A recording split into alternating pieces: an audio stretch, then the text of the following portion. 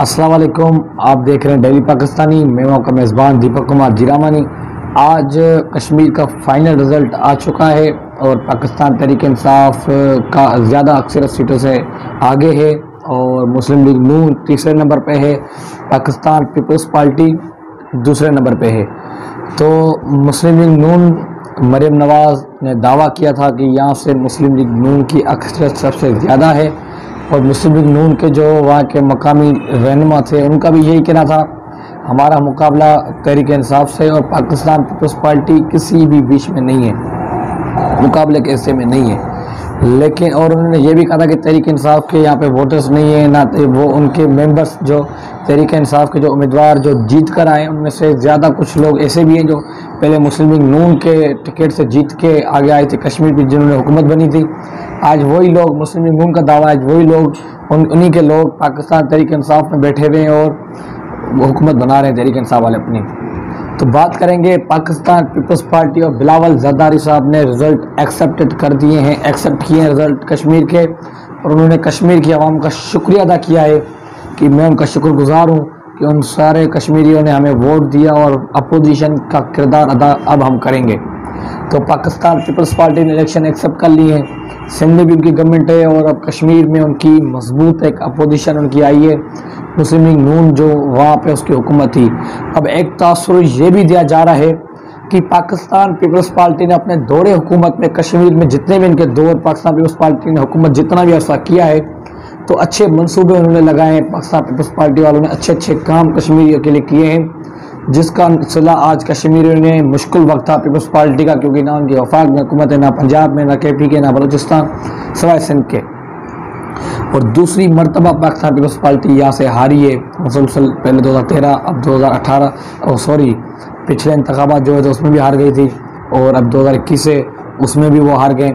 लेकिन 2021 में Pakistan peoples party वालों ने अपनी जो कश्मीर की जो कारकर्दगी थी उसके बुनियाद पर उन्होंने वोट लिया।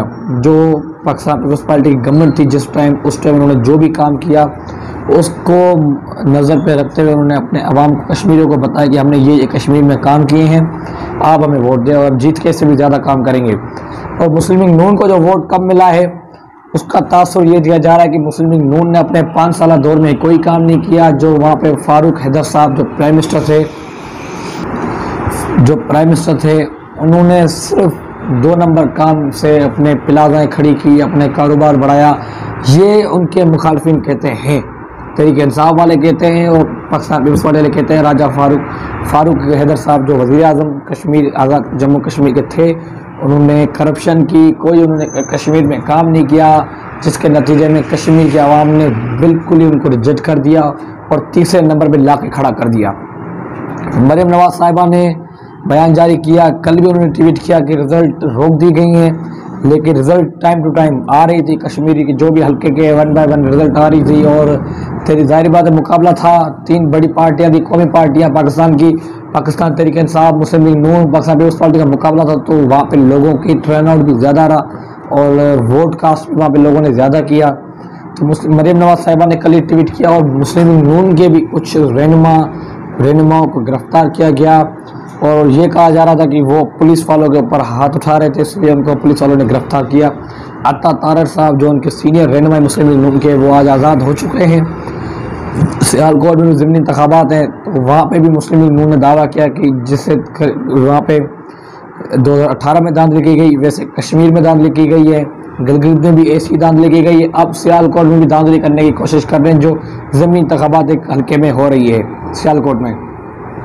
मरीम नवाज़ साहिबा का कहना था कि 2000 ये जो कश्मीर में जो वोट पड़े मुस्लिम लीग नून के जो वोट हैं वो उनको जंगल से हाथ आए हैं और बहुत सारे वोट जो भी उनको पता नहीं क्या वो दिखा रहे हैं, स्टैंप उसमें शेर के ऊपर स्टैंप लगा हुआ है। मरीम नवाज़ साहिबा कह रही थी कि हमारे साथ धांधली भी है और कुछ इदारे उसमें मुलव्वस हैं जो ज़बरदस्ती तरीके इंसाफ को आगे ला रहे हैं। तो अब देखते हैं क्या होता है। और तो पाकिस्तान पीपल्स पार्टी जो कि अपोजिशन की एक जमात बन चुकी है कश्मीर में, उन्होंने रिज़ल्ट को एक्सेप्ट कर दिया है। मुस्लिम लीग नून के बाद इतनी सीटें भी नहीं है, ज़्यादा अक्सरियत भी उनके पास नहीं है। अब उनके एक्सेप्ट करने से या ना करने से कोई फ़र्क नहीं पड़ता, रिज़ल्ट अनाउंस हो चुकी है, तहरीक इंसाफ की गवर्नमेंट बनने जा रही है वहाँ पे।